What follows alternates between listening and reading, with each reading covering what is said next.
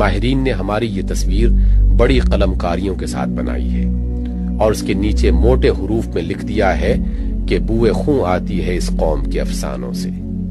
لطف یہ ہے کہ اس تصویر کے بنانے والے ہمارے وہ مہربان ہیں جو خود کئی صدیوں سے انتہا درجے کی غیر مقدس جنگ ان ہولی وار میں مشغول ہیں۔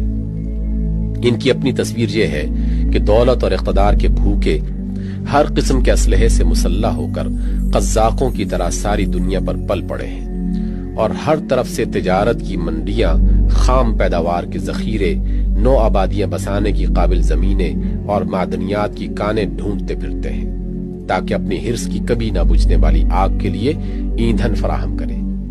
ان کی جنگ خدا کی راہ میں نہیں بلکہ پیٹ کی راہ میں ہے، ہوس اور نفس امارہ کی راہ میں ہے۔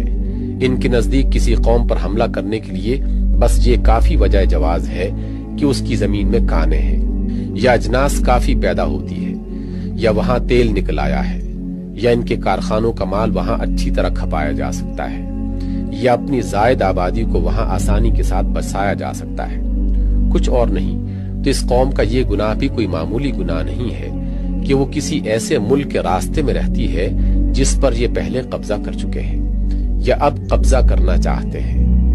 ہم نے تو جو کچھ کیا وہ زمانہ ماضی کا قصہ ہے اور ان کے کارنامے حال کے واقعات ہیں جو شب و روز دنیا کی آنکھوں کے سامنے گزر رہے ہیں۔ ایشیا، افریقہ، یورپ، امریکہ، غرض کرۂ زمین کا کون سا حصہ بچا رہ گیا ہے جو ان کی اس غیر مقدس جنگ سے لالہزار نہیں ہو چکا؟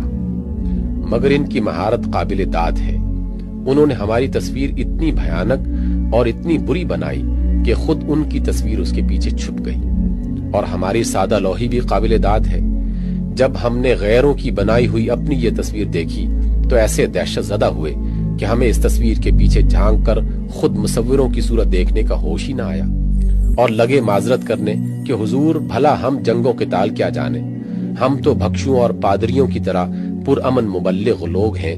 چند مذہبی عقائد کی تردید کرنا اور ان کی جگہ کچھ دوسرے عقائد لوگوں سے تسلیم کرا لینا، بس یہ ہمارا کام ہے، ہمیں تلوار سے کیا واسطہ۔ البتہ اتنا قصور کبھی کبھار ہم سے ضرور ہوا ہے کہ جب کوئی ہمیں مارنے آیا تو ہم نے بھی جواب میں ہاتھ اٹھایا۔ سو اب تو ہم اس سے بھی توبہ کر چکے ہیں۔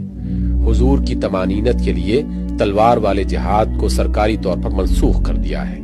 اب تو جہاد فقط زبان و قلم کی کوشش کا نام ہے۔ تو پر بندوق چلانا سرکار کا کام ہے اور زبان و قلم چلانا ہمارا کام۔